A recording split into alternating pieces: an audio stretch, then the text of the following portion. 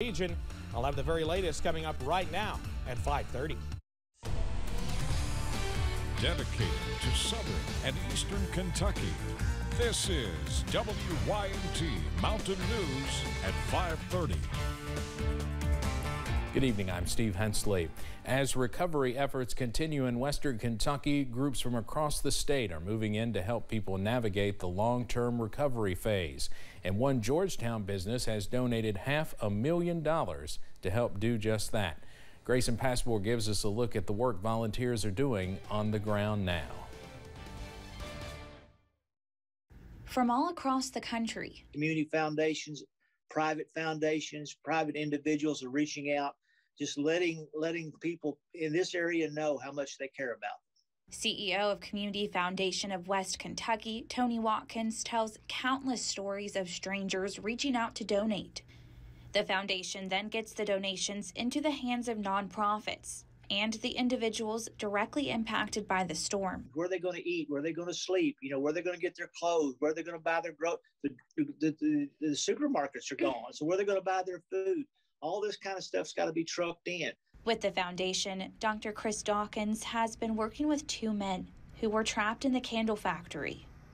The one fellow, he was in the candle factory for 5 hours. And now we've picked up his friend to kind of help his friend as well. He was in the candle factory too.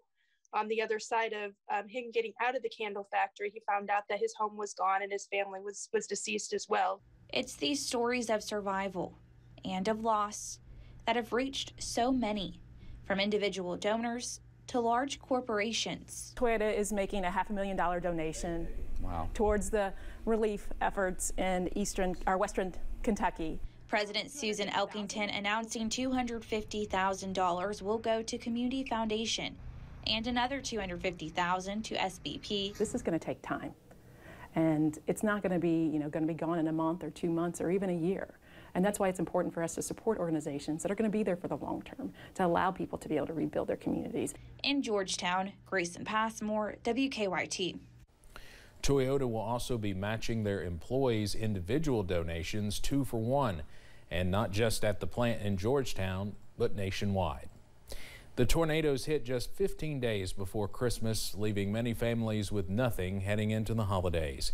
Kentucky First Lady Brittany Bashir announced the Western Kentucky Toy Drive yesterday, collecting for children of all ages and bringing Christmas directly to the areas most devastated. The gifts, many believe, can provide a much-needed sense of normalcy to children in the region this season.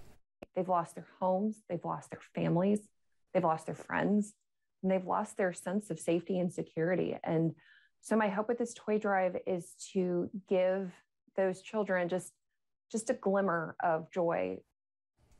The drive is happening through December 18th.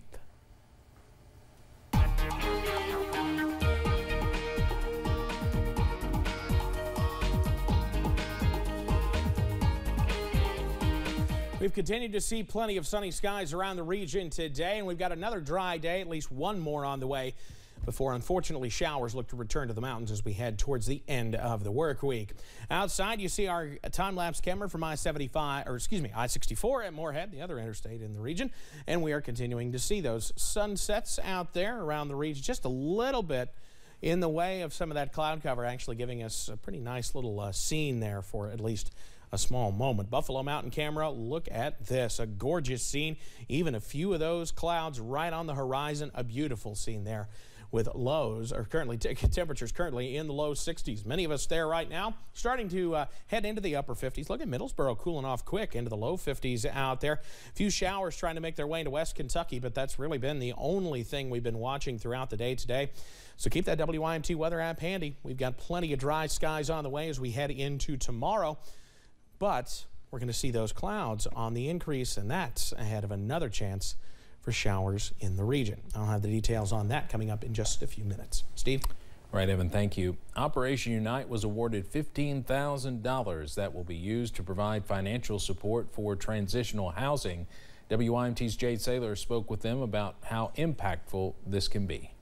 Operation Unite is helping those in need of financial support for transitional housing. When someone completes a residential treatment program, they've kind of been in this bubble while they've been there, and for them to leave straight from there and go right back home often can lead to things that they're just not quite ready for. The application opened on November 29th after the organization was awarded $15,000. This funding will help to actually bridge that gap between residential treatment and them actually going back home. So it really just helps prepare them more. 19 applications have already come through, proving the need of this funding. I've seen firsthand a lot of people that have went home and then came back because it was a little bit harder than what they thought it would be. Courtney Maynard at Operation Unite believes Kentucky is at the forefront of fighting the drug epidemic.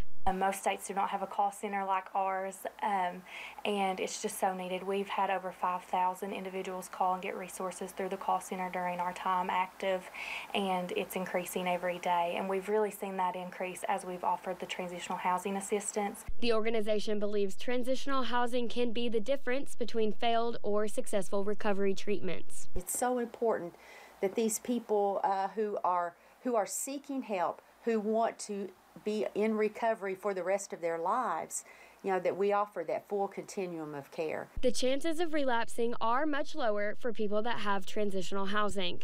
In Prestonsburg, Jade Saylor, WIMT Mountain News. We're told the grant could help anywhere from 45 to 60 people. If you are interested, you can call the Kentucky statewide call center staffed by Operation Unite at 833-859-4357. COVID-19 cases are increasing in children. The American Academy of Pediatrics reported there was an increase of nearly 24% in new COVID-19 cases among kids. In total, there were more than 164,000 new childhood cases. That's more than 31,000 new cases higher than the week before.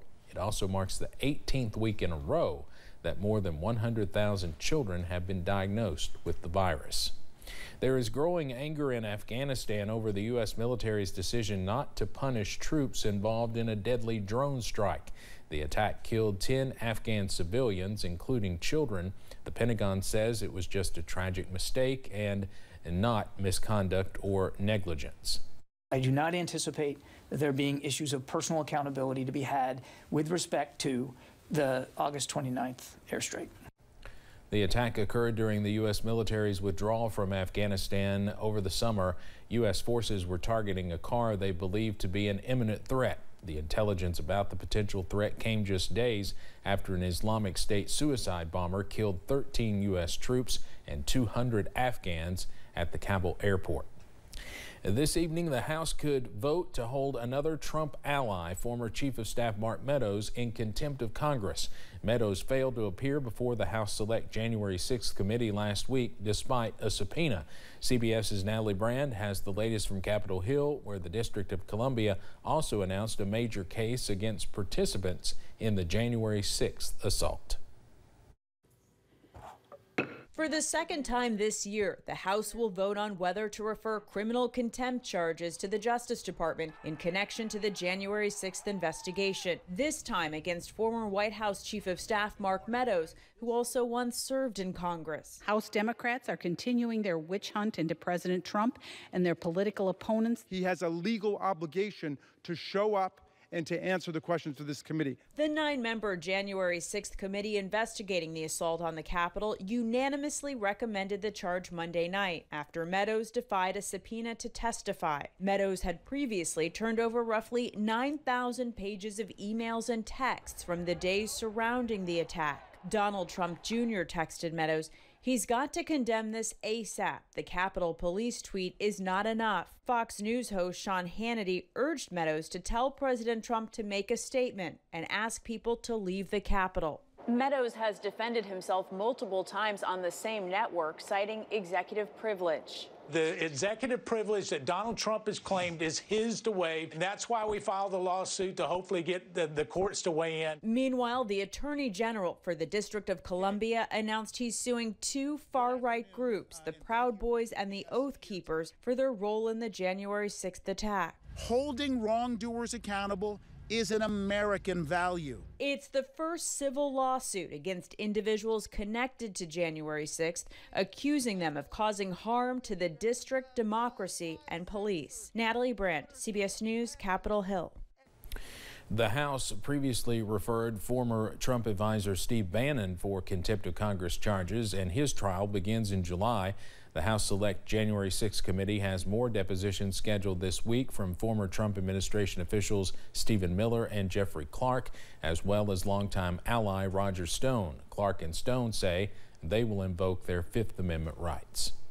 The Nevada Parole Board has granted O.J. Simpson an early discharge from parole. Simpson has been on parole since October 2017 following his release from prison after serving 9 years for armed robbery, kidnapping, and assault with a weapon. His parole term would have otherwise expired on February 9, 2022. The Nevada Parole Board noted that it awarded credits in an amount equal to the time remaining on the sentence to reduce the sentence to time served. The Arctic failed its yearly health check. The National Oceanic and Atmospheric Administration's annual Arctic Report Card. Published Tuesday, it shows the Arctic continues to deteriorate from global warming. It continues to warm twice as fast as the rest of the planet. That warming is transforming the once reliably frozen landscape into a greener and browner one than it was just roughly 1 decade ago. This year, those changes manifested in symptoms including extreme melt events and rain at the summit of Greenland for the first time on record. The time to send presents and well wishes to loved ones is now. Regular USPS retail ground shipping has a holiday cutoff date of December 15th. For UPS, December 21st is its deadline for the 3-day select service when shipping in the United States. And if you're shipping anything through FedEx, the last day for most ground services is December 15th. For FedEx Express, you can buy yourself a little more time with deadlines starting December 21st and ending December 24th for same-day delivery. Fans of diet soda are noticing a trend on grocery store shelves. The word diet is disappearing for packaging for these soft drinks. It's being replaced with the words zero or zero sugar. Marketing experts say it's because the word diet has fallen out of fashion with millennials and Gen Zers. And no-calorie drinks first became popular in the 1960s and are still popular. According to Mintel, a market research company, the retail diet soft drink market in 2020 hit $11.2 billion. Coming up on Mountain News at 5:30, U.S. Gymnastics reaches a settlement with victims following the Larry Nassar case, how they plan to protect athletes moving forward. And showers look to move back into the region later on this week. I'll have the full details on when you'll have to grab the umbrella again on the way. WYMT News app offers alerts on breaking stories as they happen, customized to the categories you choose. The WYMT News app